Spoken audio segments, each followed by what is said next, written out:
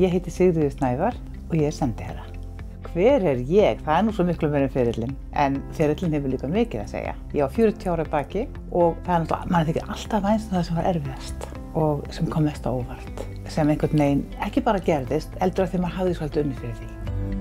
Sko ég náttúrulega kynntist FKA bara mjög mikið í nýttu krafti. Og það er búið að tala svo mikið um það að konur skorti tengslanet og ég er svo heilluð af félagsstarfsemi. Ég er svo heilluð af því að vinna saman sem teymi. Þessi viðurkenning, hún skiptir mig alveg óskaplega miklu máli. Ég kem sko ekki úr starfsgrein sem er vön því að fá þakkir. Þannig að það skiptir máli að þiggja viðurkenningu og þess vegna skiptir það máli að gefa hann tilbaka. En jafnframt leið og maður fær þessar viðurkenningu, þá getur maður gefið af sér.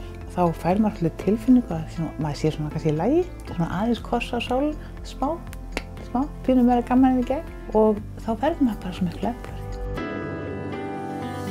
Sko, það er náttúrulega enginn sem upplifir sjálfan sig sem fyrirmynd, en unga konur í dag, ég bara verð að passa mig.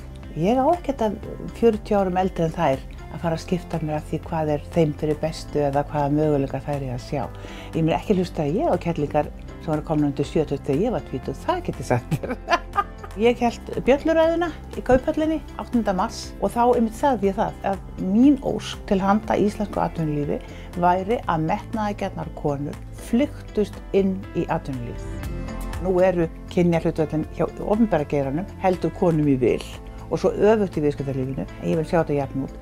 Mín ósk til handa félags kvenna í atvinnulífinu, að það verði ekki lagt niður, aldrei, en vel hugsanlega að félagið verði kalla og kvenna í atvinnulífinu.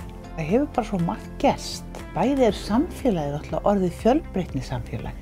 Þetta eru allt mínir gamlu draumar. Ég bara vissi ekki að það voru draumar og myndi ekki í huga að það myndi rætast.